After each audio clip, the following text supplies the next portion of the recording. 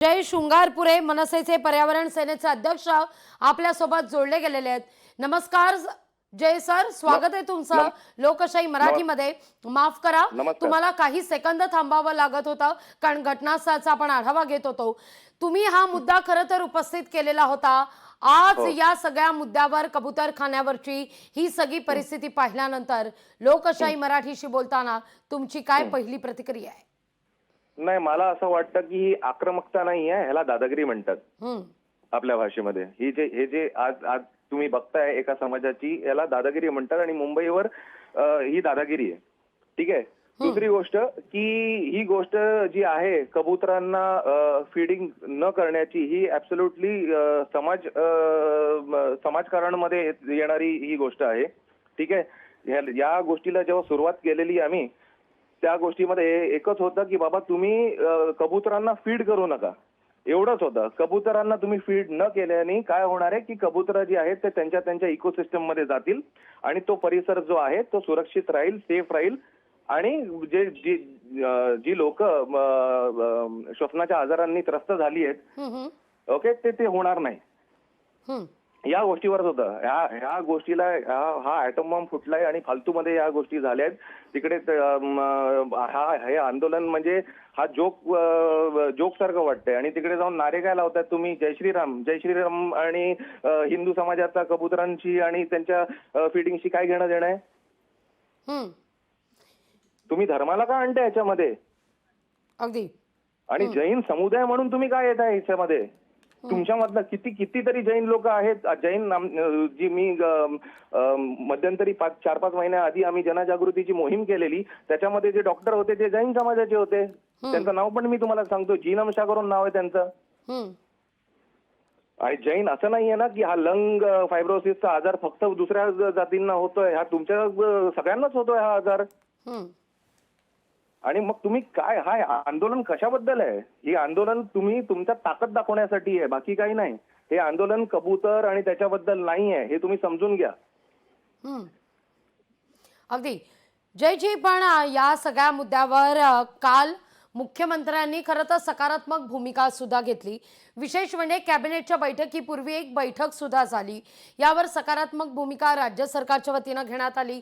मंगलप्रभात लोढा यांच्याशी चर्चा झाली, आश्वासन देण्यात आलं आपण या सगळ्या बैठकीवर सकारात्मक आणि समाधानी असल्याचं स्वतः या मुद्द्यावर बैठकीकरता उपस्थित असलेल्या मंगलप्रभात लोढा यांनी सांगितलं।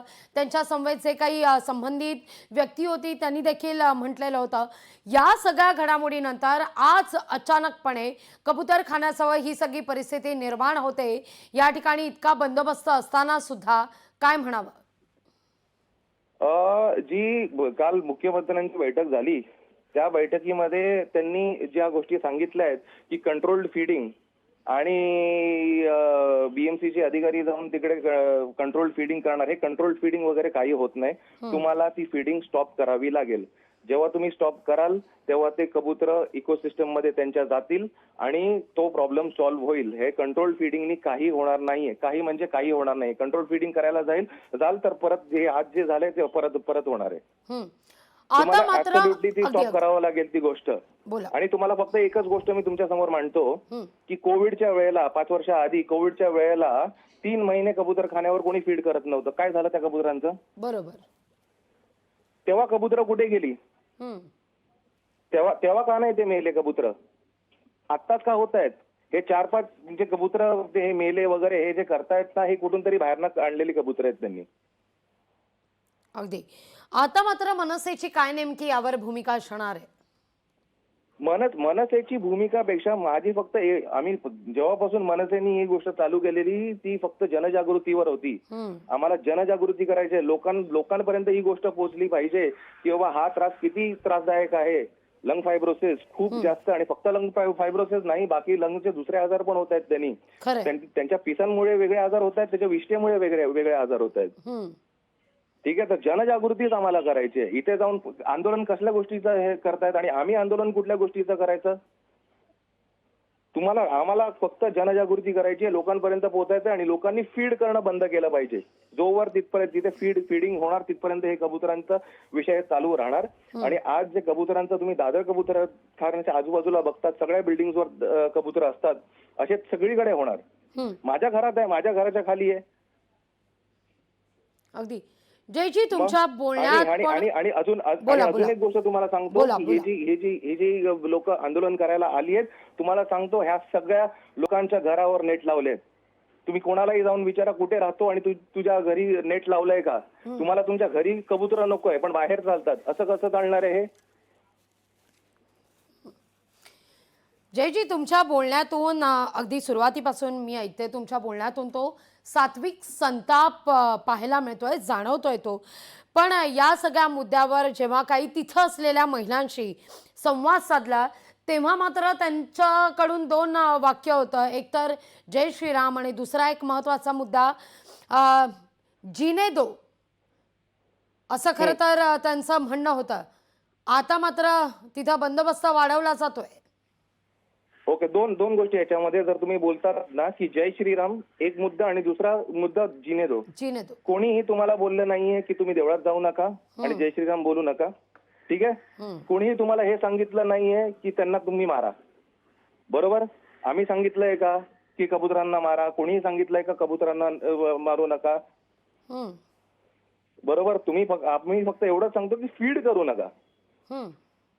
तो फीडिंग वरच आहे, मेन फीडिंग आहे. फीडिंग तुम्ही बंद केली तर सगळा हा प्रॉब्लेम सॉल्व्ह होणार आहे. अगदी फीडिंग बंद केल्यावर हा सगळा प्रॉब्लेम सॉल्व्ह होणार आहे असं म्हणताय तुम्ही.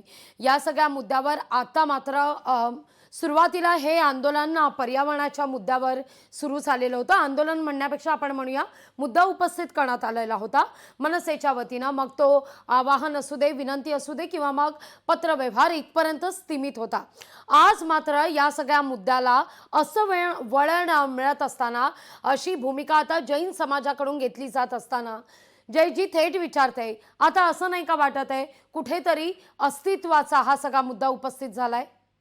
मी तुम्हाला सांगतो, आता थोड्या 2 दिवसाआधी जैन समाजाची काही लोक मला भेटून गेलेली आमच्या ऑफिसमध्येच कृष्णकुंजाच्या. तर तेव्हा त्यांना पूर्णपणे समजून सांगितलेलं की का आम्ही करतोय, कशाला ही गोष्ट वाईट आहे. जयजी माफ करा, तुम्हाला मध्येच थांबवते मी. तुम्ही असेच आमच्या समवेत जोडले राहा. लोकशाही मराठी ऐका, पहा, जागरूक रहा.